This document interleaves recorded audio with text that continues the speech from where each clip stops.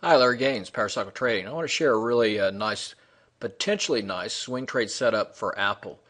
So first off, Apple had its earnings on the 27th, had a really nice gap to the upside, and it's been consolidating, holding that gap.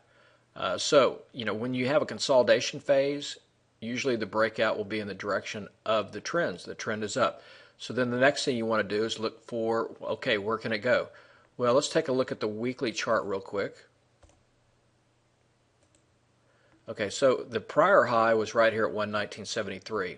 So we basically hit that high, got back above the 618 retracement, hit that high. Now the next target is that 1272 extension at 124.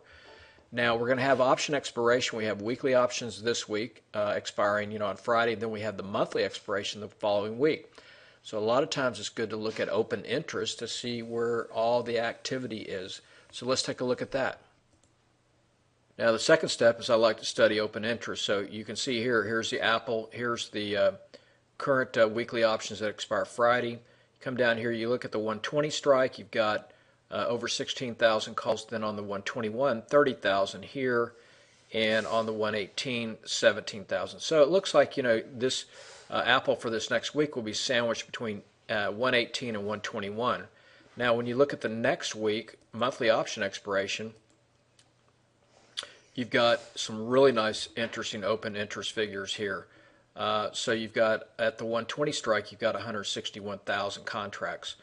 So this gives you a lot to play with. So that 120 seems to be a very good strike. So what I'll be looking for this week is a credit spread probably set up off of a swing trade setup where I'll be targeting the 120 strike. So let's look at the charts one more time. So then the next thing I'll do is, using my trading model, I'll be watching the 1 hour time frame and the 4 hour time frame. You can see the daily right now, it's pulled back from that swing high. And it's got good support here at the 8 EMA, about 117.80. So what I'll do this week, I'm going to put this on the watch list. It's in a squeeze right now in the hourly. So I'm going to be looking to trigger and get into this trade based on a squeeze trigger to the upside out of the hourly. If it doesn't trigger to the upside out of the hourly, I won't do the trade. But high probability it will. And then I'll structure trade probably something like a bull put credit spread, either at the money or slightly in the money, to take advantage of a move to the upside to close right about that 120 strike or so. So that's one way to do it, or even to sell an out of the money bull put credit spread.